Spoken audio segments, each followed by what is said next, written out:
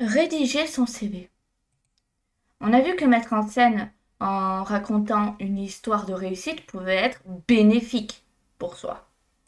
Mais en ce qui concerne le CV, il faut juste donner ce qu'il faut pour appâter le recruteur. Il faut en quelques mots seulement lui donner envie d'en savoir plus et qu'il ait même hâte de vous rencontrer pour connaître la suite de votre histoire. C'est comme dans une série télévisée. On donne un petit aperçu bien captivant de ce qu'il y aura dans le prochain épisode pour que le spectateur se dise celui-là, je ne dois surtout pas le manquer. C'est également comme dans certains livres où ils mettent le premier chapitre du tome suivant. Déjà, votre CV peut intriguer par sa forme. Il ne faut pas sous-estimer la forme. C'est elle qui a le premier impact.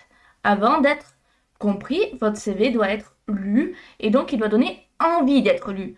À travers la forme du CV, c'est votre personnalité que vous dévoilez. Essayez de vous distinguer un peu, mais pas trop, juste ce qu'il faut pour que votre CV se remarque dans une pile et que le recruteur s'en souvienne quelques heures après l'avoir parcouru.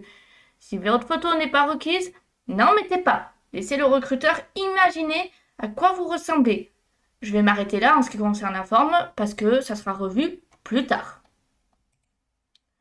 La plupart des candidats ont tendance à détailler leur expérience dès le CV ou la lettre de motivation. Cela peut être une erreur. Si vous dites absolument tout dans ces deux documents, vous faites taire vous-même les interrogations que le recruteur peut avoir. Vous créez ce qu'on appelle une boucle fermée.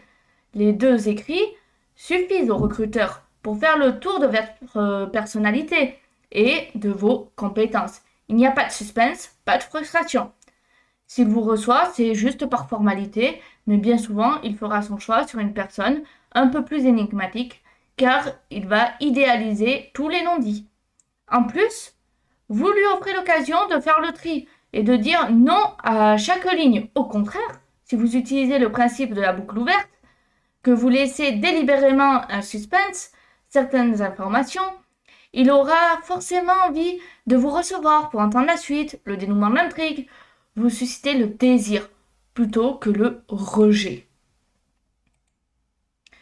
Par exemple, un bon moyen de créer une boucle ouverte, c'est d'énoncer des résultats impressionnants sans dévoiler la méthode pour les obtenir. Par exemple, augmentation de 20% du portefeuille client en 3 semaines. Ou bien réduction de moitié des frais de gestion pendant ma période d'exercice.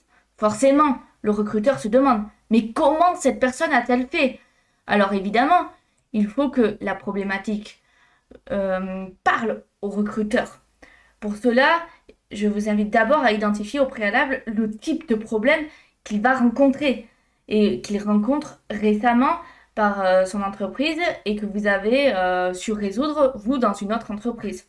Ensuite, il faut élaborer une formule un peu punchy, la plus avare possible en information, disant vraiment le strict minimum pour le laisser réfléchir et s'impatienter. Testez-la auprès de vos amis. Et puis, enfin, préparez-vous à justifier vos chiffres à l'oral en vue d'un entretien.